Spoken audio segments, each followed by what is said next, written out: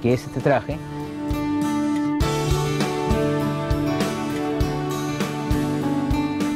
Al iniciarse la República, los militares, considerados los héroes de la independencia, se enfrascaron en sangrientas luchas por el poder.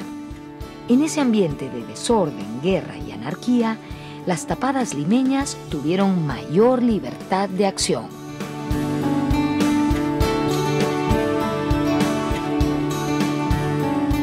En las primeras décadas de la República, hay que recordar que fueron décadas de desorden social, de cierta permisividad, ¿no es cierto? Y en ese contexto, la saya y el manto permitieron a las mujeres, estamos hablando de las mujeres sobre todo, o particularmente en Lima, cierto tránsito en el anonimato, en el espacio público, incluso en lugares que no serían adecuados para las mujeres de noche, ¿no? Y también, por supuesto, el jugar el juego político a través del tráfico de influencias, por ejemplo, ¿no?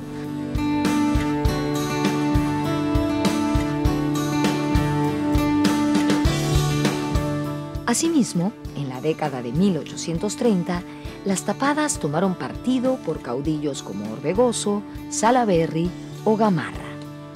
Esta preferencia política la mostraban a través del color y la forma de sus sayas.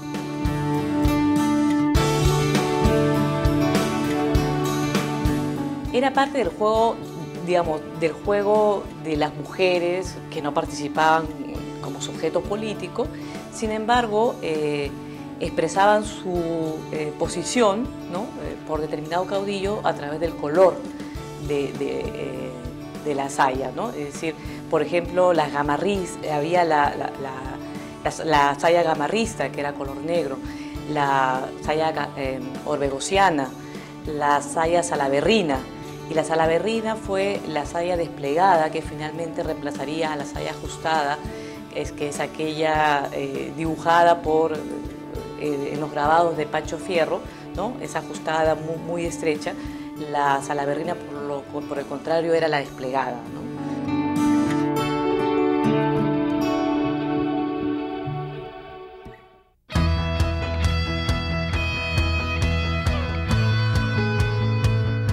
Conviene hacer un alto y ver cómo era el vestido de las personas que iban a la playa por la década de 1840. Durante esos años, las playas reflejaban a la sociedad. Junto a las mujeres y hombres de clases acomodadas, se encontraban indios sirvientes y esclavos afrodescendientes. Seguramente, muchas de las mujeres que iban a darse un baño de mar eran, en su vida diaria, anónimas tapadas que caminaban por las calles y plazas de la ciudad.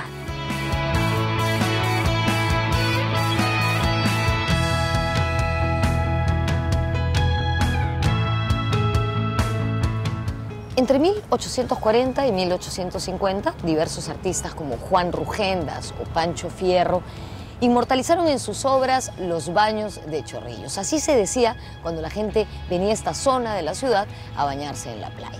Las mujeres lo hacían con un traje de baño oscuro, muy distinto al bikini o al triquini que conocemos hoy en día. Era una especie de vestido que se amarraba a la cintura y debajo tenía unos pantalones bombachos, es decir, no dejaba ver prácticamente nada del cuerpo. En estas pinturas también se muestran a las mujeres entrando al mar a bañarse acompañadas de sus sirvientes indios. De hecho, hay una acuarela muy famosa de Pancho Fierro que honra este tema y se titula Cholo Maestro Nadador.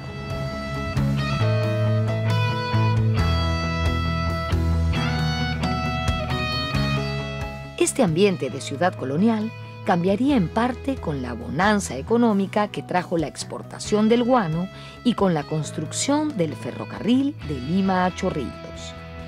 Eran los últimos momentos del reinado de la saya y el manto.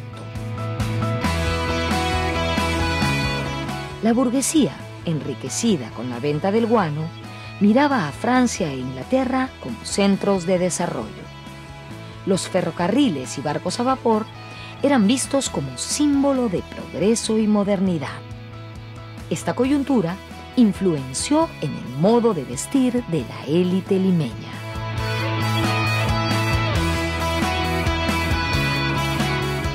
A mediados del siglo XIX, en el contexto global de la industrialización y de la producción, la gran producción y la exportación de productos de consumo y sobre todo de productos de lujo por parte de Europa y Estados Unidos, en ese contexto global, en el Perú se da la recomposición de las élites, se da el boom de Guanero, las nuevas riquezas a partir de las consignaciones, de la deuda interna, de la corrupción también ciertamente. Y bueno, en ese contexto las mujeres pasan a ser el sujeto que representa, que debe representar el lujo, debe representar el estatus social de la familia.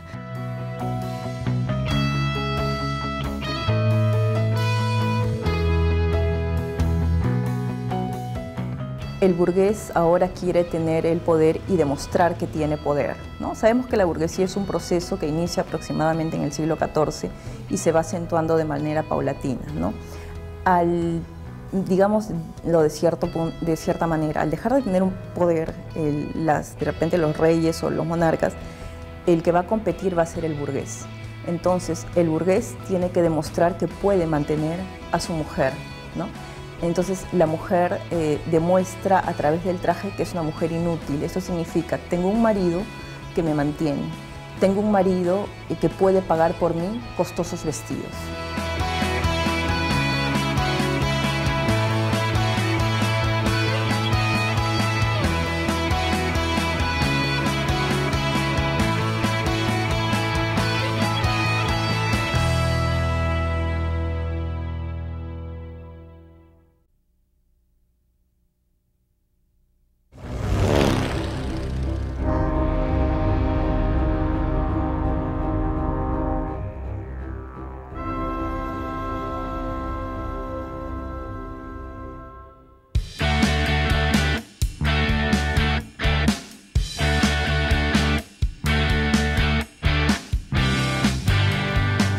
La venta del guano produjo un periodo de auge en la economía nacional. Recordemos que Jorge Basadre llamó a este periodo la prosperidad falaz.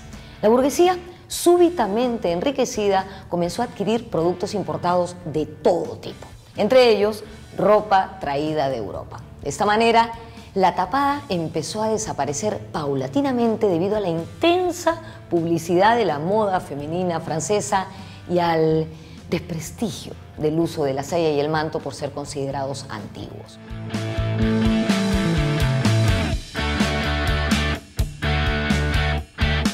Para el historiador Pablo Macera, la moda francesa le permitía a cierta élite diferenciarse del resto de grupos sociales de acuerdo a su apariencia.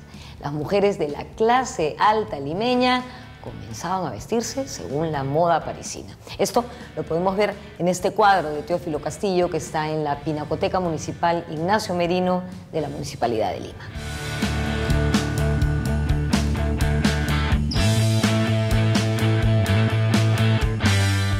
La prensa empieza a hablar de ideas como modernidad, buen gusto. Las personas que gustan de vestir bien deben usar la moda francesa, ¿no? Entonces, esta influencia un poco que viene de la prensa, de diarios como El Comercio, El Nacional, El Correo del Perú, por ejemplo, se da con mayor fuerza, obviamente, en el siglo XIX. Entonces, ya la tapada empieza a ser vista como una reminiscencia, como lo antiguo.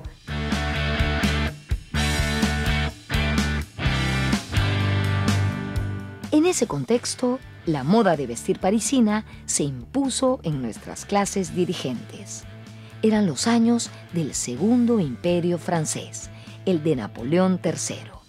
La esposa del monarca, Eugenia de Montijo, fue la abanderada de esa moda.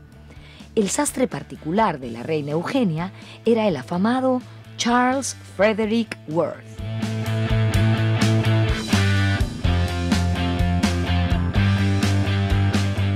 Charles Frederick Worth nació en Inglaterra, trabajó en Francia, pudo conectarse con Pauline de Metternich que era la mujer más elegante de Francia en la época, y ella la conectó con Eugenia de Montijo, la esposa de Napoleón III, el famoso emperador. En una oportunidad Eugenia de Montijo le hizo preparar 150 vestidos para la inauguración del Canal de Suez. Entonces vamos a ver que la mayoría de damas trataban de lucir como ella. Y la moda que llegó a nuestro país, la famosa crinolina, fue gracias a Charles Frederick Worth.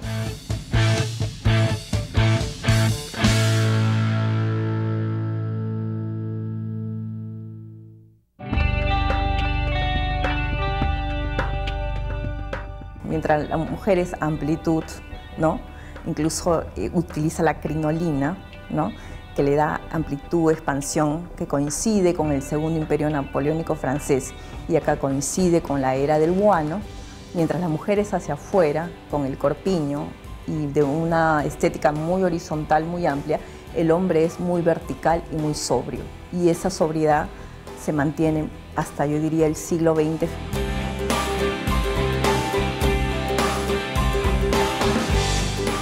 La desaparición de la saya y el manto generó un debate en la opinión pública. Algunos intelectuales consideraban a las tapadas como representantes de la identidad nacional.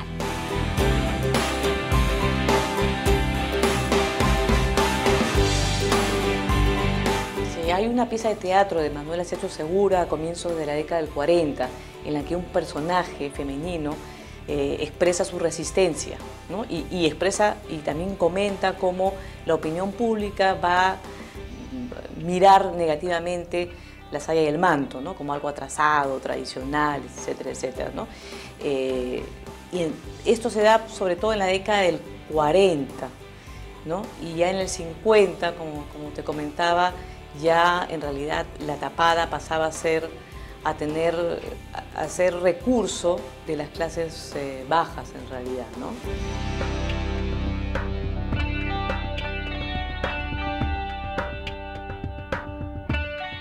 Gorriti a mediados del siglo XIX escribe una novela y ahí también hace una defensa de este traje típico, de la tapada, y viene pues ya con la descripción literaria que hace ella, ¿no? De lo que era una tapada transitando por Lima, el halo misterioso que iba dejando a su paso, la admiración que despertaba y como le digo, ese sello de identidad que tenía para Lima.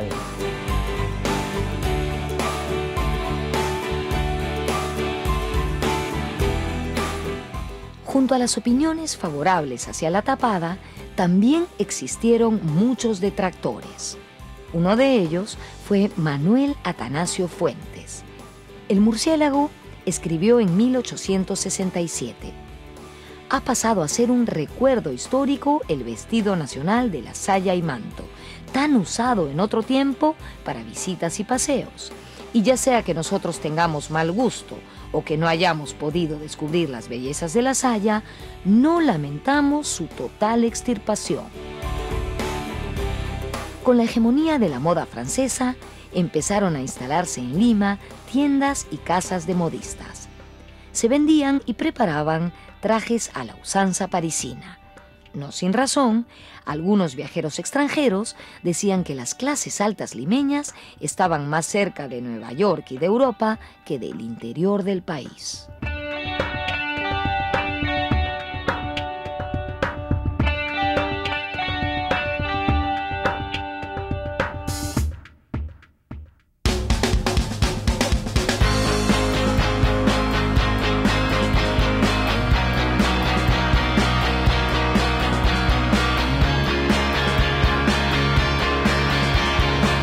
Entre 1842 y 1876 existieron en Lima 16 casas de modistas, la mayoría de ellas regentadas por francesas o por peruanas que cambiaban un poquito su nombre para que resultase afrancesado.